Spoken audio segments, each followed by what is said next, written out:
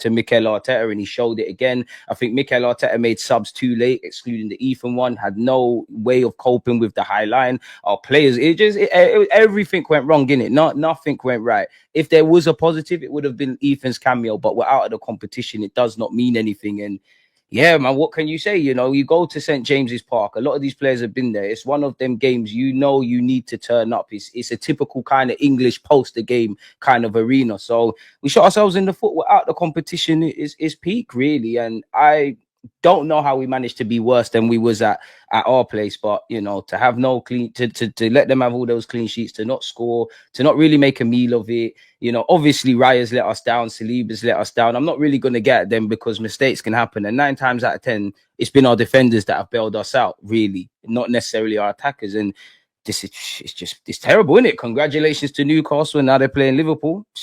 We're at, innit? Winners win, losers explain. And unfortunately, we do a lot of explaining, man. Facts, bro. I mean, I'm sick and tired of it, if I'm honest, and having to try and defend stuff like that. It's just impossible. Big up to LB, man, for the raid. Absolute legend, man. Big up to all of you LB lovers. Make sure you've hit the like. Make sure you've hit subscribe, people. We've got well over 500 of you in here. Please make sure that you do that and show the channel some love. And click on the link in the title for DG's channel as well, man. Come Appreciate on. Bruv, this is my thoughts. It was embarrassing. And the reason it was embarrassing is because for the last 2 seasons, one thing I have said about these players is that they tower over you in the tunnel. They come up in a fight and they'll give their all. I didn't see any of that. I see Raya, who has been very reliable, very consistent this season, have a head loss madness moment. I see Saliba getting cooked all game by Isak. I see Gabriel likewise getting cooked. I thought Lewis Skelly got overpowered. I thought Declan Rice got bullied and absolutely bopped in the park by Bruno and Tonali. Thomas Partey giving the ball away sloppily. Ødegaard missing an absolute sitter and not driving us forward as a captain away from home in another big mentality game. And then I look at our front three and I just think, what the hell is that? Now, I don't want to sit there and actually individually slate Kai Havertz because I don't think it's fair. Because I think Kai Havertz has shown his cards. I know what he is. He's a squad player that can play in the number 9 and come on and give you a different dimension. And we're trying to stick with this guy because we have nothing else right now. Because the manager believes that he is the striker that can take us forward. And I thought he was embarrassing, mate. I thought he was so bad. He's rolling around on the floor. He's looking at the referee. He's looking up at him saying, please, beg you, give me a foul. I beg you, give me a penalty. He's breakdancing on the floor. He's rolling around. He's just every ball. Out to the right wing. Bro, which is down to the tactics as well, man. Right wing, man. Oh, my God. There's no one in the box. The right wing. Get him in the box. You're crossing it to a little Trossard at 5'8". What's happening here? Well, you're playing Newcastle, man, monsters, man. Like we got absolutely coached off the field as well, man. It's terrible. Everyone was terrible, and it's not a game that I feel in the last 2 legs, these 2 games, sorry, it's like, for me, again, I'm not naive. I do think the players want to win and stuff, but at the end of the day, I can only go with the performance.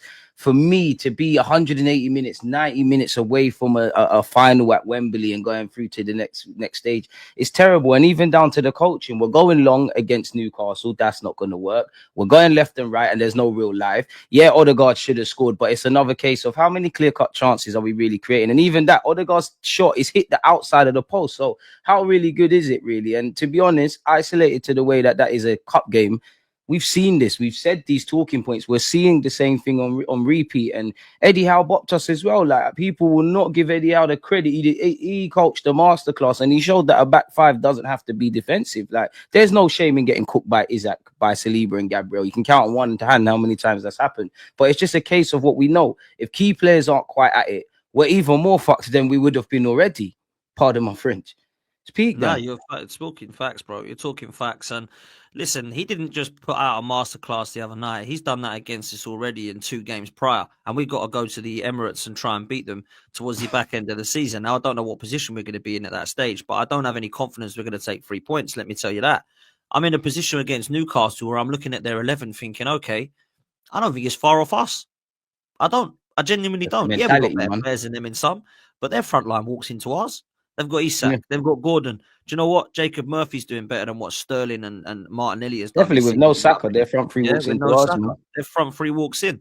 They've got a brilliant, balanced midfield trio. Yes, Declan Rice is outstanding, as is Thomas Partey, as is Ødegaard on their day. But as a balance, I think Tonali, Joe Linton and Bruno is a better balance than what we've got. And then you can talk about the back line and the goalkeeper being quite debatable as to who gets him and who. I think our back line's better and I think our goalkeeper's better. But other than that, Newcastle can actually look at Arsenal right now and go, right, I thought we were miles off, but I don't think we are. They've got a number, man. They've got a number. And this is what frustrates me and leads me nicely into the manager, right? As much as I don't put the sole blame on him for what's happening off the pitch, I do think he has a very powerful voice at the club. But he definitely has a powerful voice on the pitch. And what was that mess we saw deluded? He looked lost. He had nothing to change. He looked at his bench. He didn't trust it. He brought them on anyway. He didn't change anything in midfield. He didn't change any formation. I don't know what the team tool was at halftime. Maybe it was more of what we've seen in the first place because we got annihilated. And he's got a hold an L. Like his cup record now, out of 21 cups that he's tried to lose to, he's got one. So in another 20 odd chances, he's been bombed out. And it's bad record in the cups, bro. Unfortunately, Dan, unfortunately, we are a decent team. I mean, I'm not going to make out we're terrible. We finished second. But when it's do or die, there's not too many times on a consistent basis when it's sink or swim that we swim. Like when it's crunch time, and the best is said with cup competitions, we're the losers. We're doing a lot of explaining, really. And that's one of my criticisms for Arteta. I do think he's a good coach and all of that jazz. But as I said, being a good coach isn't good enough now. This season and last year, it was purely about getting a trophy over the line. So naturally, you have to look at things harshly. I think he showed me he's a good planner. He can plan for stuff. He can think about what opposition is trying to do. But you see, when things go left, like you saw against Newcastle, rightly or wrongly, which I think is wrong, he sticks to the script and we play the kind of same way. And ain't the definition of insanity doing the same things again and again, hoping for something different. And you're bang on the money. For whether it's down to Mikel Arteta, whether it's the club, either way, our benches, well, it is clearly he don't trust them, and he's bringing people on where there's, even though I don't really believe in these players, what are you going to do in 15 minutes? Really and truly, what are you going to do? It's like he dies on his sword. Like for me, I would say he doesn't change things enough, and I don't feel between him and the players, the intensity, it feels like we play the same way, kind of. Of course, we're going to get the games where we're up for it, we're against City and things like that. But that's never the minimum. Like to go to the next level, that level of intensity and galvanization and winning our battles, that has to be the minimum. And until that's here, we're going to keep having these same conversations. Like me and you must be broken records and every other Arsenal fan. We're literally saying the same things week in, week out. Unfortunately, bro, I'm not even saying the same things week in, week out. I'm saying them season after season, bro. Yeah, that as well. Yeah, better. Yeah. And I understand that people see that fans like myself and maybe Turkish and Curtis and some of the others are kind of on the boat of the ownership, and maybe we do go too over the top. But I just think what we speak about is what we see. And I honestly cannot believe there's anyone right now believing that this ownership is doing its best, believing that the manager is 100% the only reason, believing the manager is this, that, and the third. I just think we need to be saying it how it is. Start saying it how it is as a fan base. We might move forward. If we're just accepting what we're seeing here in front of our eyes, we're going to be in trouble. Now, look, the miracle could happen, DG. We could win a Premier League. We could win a Champions League. It could get to a stage where we're celebrating in May, right? We all hope and pray with all of our might that that's the case. But if that doesn't happen, and I will see this on Forever Arsenal today, if that doesn't happen and there's no trophy, which a lot of people are saying is going to happen, there's no chance Arsenal got of winning XYZ. What does happen with the manager? Now, there's two questions there. What do you think should happen and what do you think will happen are two very, very different things. Because I mean, what I want and what they want is completely different, right? So I think there should be a genuine question, Dan, man. I'm at the stage where, like, if Arteta, if there was a presentable reason as to why he should get the sack, I'm not going to defend him. I think there are sackable offences. If people want to hold on, I do think there is some reasons. I'm not quite at the pitchforks kind of stage yet, but I am kind of tired of where we're going. And I must admit, Arteta, it's starting to feel a bit like you're the guy that steadied the ship. You're not necessarily going to get us over the line. And I say that with a bit without context. Is like what you said earlier, Dan, the cup competitions, when it's sink or swim, are we getting through? Which we're not doing. And that is now the conversation. Big up the rebuild. It's about that. I can't look back at what I can applaud you for it, but I can't keep saying, oh, look at the journey. Like we can't make out we're terrible. We are second. There's a lot of positives, but we're kind of wasting it. And there has to be serious questions. For me, I believe if you rate Mikel Arteta, like some of the fan base do, You have to hold him to those high standards. You know, Pep Guardiola's done everything at City, and I'm not saying they want to sack him, but naturally, because of where they are at now, where City are this season compared to what they've done, they're probably asking questions. It seems we're in a weird space as Arsenal fans where, and even if your criticism isn't bad, pressure is a privilege. You're managing and playing for Arsenal Football Club, but anything that's seen as negative, you're seen as a hater, pitchforks. You hate the guy personally beyond football, where nobody is without criticism. The same way, and Dan does the same. When things are going right, man, get praised. We were singing to the high heavens, isolated to that result against City, and then you've seen a completely different parallel against Newcastle. And collectively, as a club, it's like that. Now, in relation to what is going to happen, the man signed the 3-year deal before a ball was kicked. You're going to get Champions League football. You look at the 2 windows, it's clearly about being self-financing. So again, what we want from a footballing point of view and what the club want, 2 very different things to the fans. It's clearly just a top 4 thing. So it's rinse and repeat. We'll be here next season.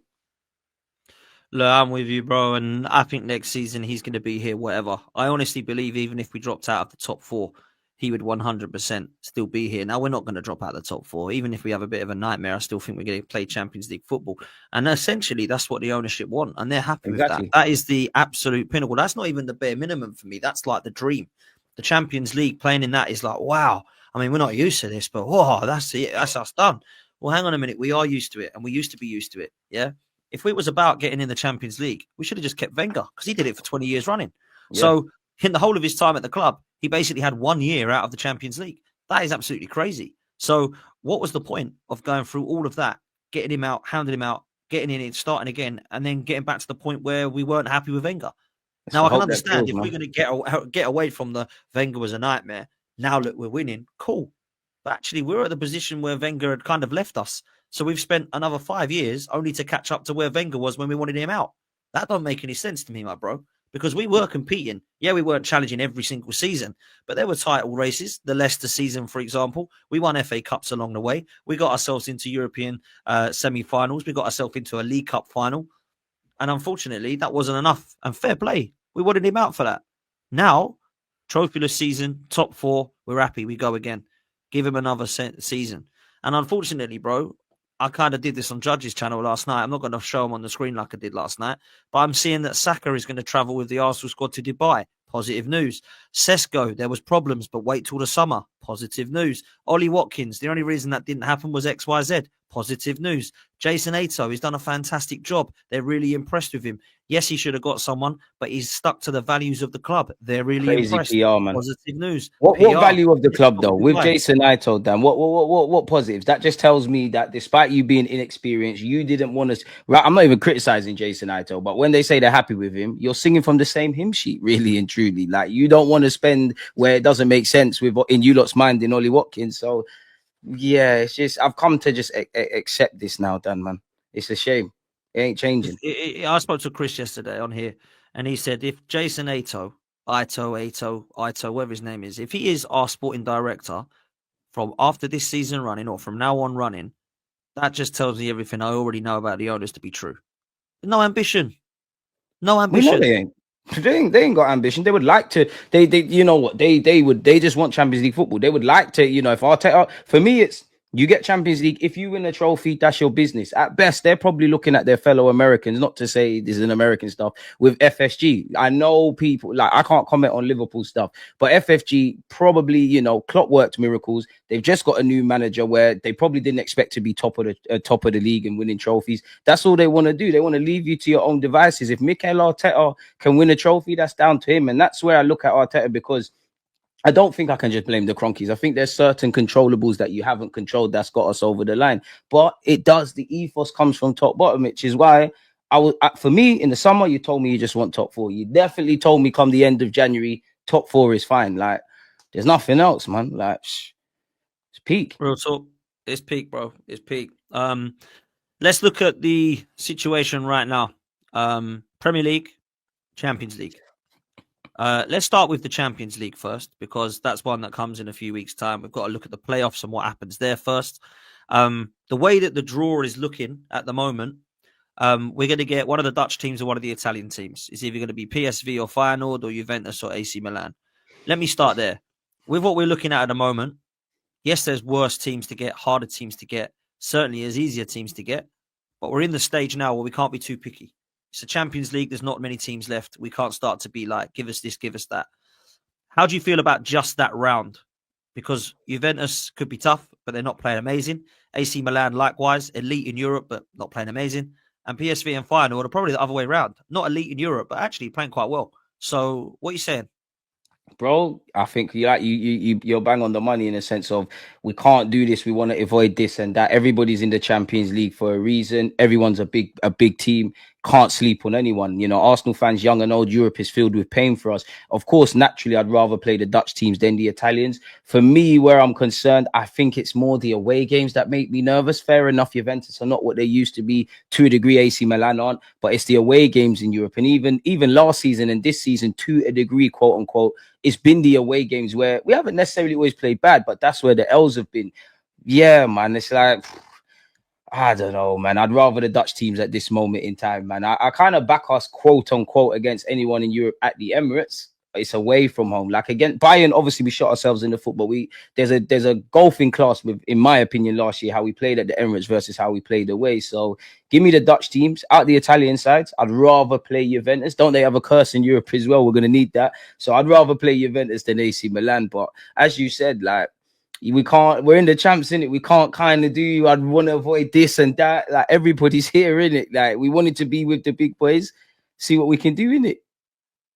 Bruv, what's mad, right, is Champions League is something that you have more of a chance of winning than the Premier League. Why? Because I've seen the teams that have won the Champions League, and trust me, it weren't the best in Europe, and it weren't the best in the domestic league. I remember when Liverpool won it in 2005, they weren't the best. Porto won it under Jose Mourinho, they weren't the best in Europe. And then you look at the scenario of Di Matteo winning it at Chelsea. So for me, there's an opportunity for us to do the unthinkable. Now, people might think I'm crazy and deluded. So this is my next point, and this was my question to you. We might beat PSV or Feyenoord. We might even beat Juventus or AC Milan, whoever we get. Then you look at the draw then. Wow. It's either Man City or Madrid, Bayern Munich, or Celtic, which can be Bayern Munich, Leverkusen or Atletico Madrid. Now, I look at those scenarios, and I'm praying that Celtic do the unthinkable and we get them. Because trust me, that, we can't write them off as well. We can't, yeah, exactly. This is where what you've just said is a nice segue. Do we have the cojones? I looked at Saliba the other night, and it's not the first time I've looked at him in a cup competition or a pressure rise situation, and he's kind of, though I think we forget he's 23 and he hasn't been in scenarios a lot. I'm not saying I love him to pieces. I think he's unbelievable. But there's players like that. They haven't won a lot, this team. Is that the reason, DG, that we might not go all the way in this competition? It's a part of it. You know, Odegaard came out when we lost against Newcastle and said we're a young team. Now, I don't know where to feel on that, because I know there's certain individuals that are not young. And while I think you're young, obviously it takes a lot to learn certain things. But some of you have been in this scenario either at Arsenal or elsewhere, or you've been in scenarios where there's transferable experience. For me, it's about fine margins, as you're kind of alluding to. You know, Real Madrid, big team, big bad bullies. But when they've won the Champions League, they've not necessarily been the best team across 90 minutes. When it's crunch time and it's fine margins, they're getting over the line. I don't know if we have that in us. And that's where I'm like, oof, I haven't been shown that it's there. You know, all it takes is for a couple of key players to get stage fright, and then we're in issues. And we didn't buy anyone to boost this side in the summer. We didn't buy anyone in January. I would love to wake up and Saka is back ahead of schedule, but if Saka's not there, it's a madness. We all love young Ethan and Lewis Skelly, but they're even younger than some of the young players you just referred to. It's a big arc. So we just have to hope the footballing gods bless us. But concrete evidence, I'm not sure.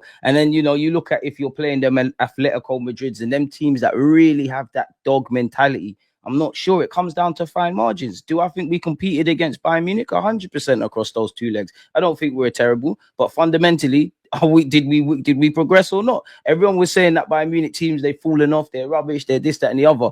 Did we control all the controllables and capitalize on the fine margins? Did we have that talent and quality? Did we have that healthy, them players that experience with the right headspace? Evidently not. So it's hoping on the miracle, and you always have hope in life, but concrete evidence, me and you have spoken about it. I think there's more chance of winning the Premier League, and I don't think we're winning that. I think the champs is a myth, and by God's grace, I want to be wrong, you know, because I want Arsenal to win that, but I just think, Dan, we're not going to get that. I don't want to say luck because you make your own luck, but the 2 times Chelsea won it, actually the 2 times in my 29 years that I've seen Man United win it, Liverpool coming back from 3 goals down. I'm not criticizing none of these clubs because they made it happen. Chelsea beat Bayern in their own backyard, but it feels like we're not going to get that luck. If we're going to win, it kind of has to be perfect. Like we need a perfect run, just like the only time we was in the Champions League. So yeah, man, we're wishing on a star. We live in hope, but I'm not a betting man in relation to Arsenal's Champions League chances, man. It's a myth, big myth, especially without key players. It's a myth. Bro, it's mad. I mean, I know you and I are different on that. You think we've got more chance winning the Premier League. I think we've got more